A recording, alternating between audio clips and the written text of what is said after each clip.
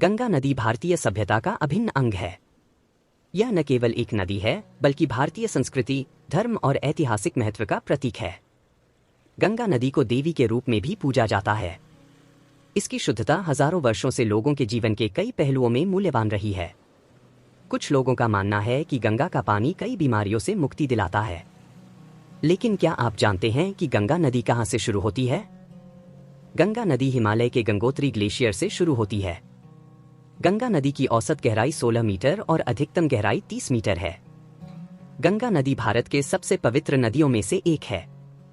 गंगा नदी भारत की सबसे लंबी नदी है, जो लगभग 2525 किलोमीटर क्षेत्रफल में है। प्रधानमंत्री मनमोहन सिंह ने 2008 में गंगा नदी को भारत की राष्ट्रीय नदी घोषित कर दिया था। अलकनंदा और भागीरथी गंगा नदी की मुख्य धारा है।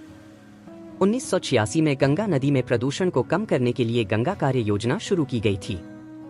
गंगा नदी में लगभग 140 से अधिक मछलियों की प्रजातियां पाई जाती हैं। गंगा नदी भारत और बांग्लादेश से होकर गुजरती है। कुंभ मेला, जो कि दुनिया का सबसे बड़ा मेला है, वह हर बार गंगा नदी के किनारे ही लगता है। गंगा नदी विश्व का सबसे बड़ा डेल्टा बनाती है, जो कि सुंदरबन डेल्टा के नाम से जाना जाता है। भागीरथी नदी देवप्रयाग में अलकनंदा से मिलकर गंगा का निर्माण करती है।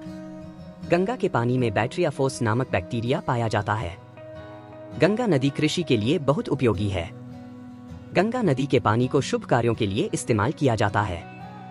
1997 में यूनेस्को ने गंगा नदी को विश्व विरासत स्थल घोषित कर दिया था। यह नदी हिमालय, गंगा के मैदानों से होकर बहती है और बंगाल की खाड़ी में गिरती है। थाईलैंड के लोए क्रथोंग नामक सियामी त्योहार में देवी गंगा से प्रार्थना करते हुए जलमार्गों में मोमबत्तियां तैराने की परंपरा शामिल है। गंगा का उल्लेख 4 वेदों में से एक ऋग्वेद में भी किया गया है।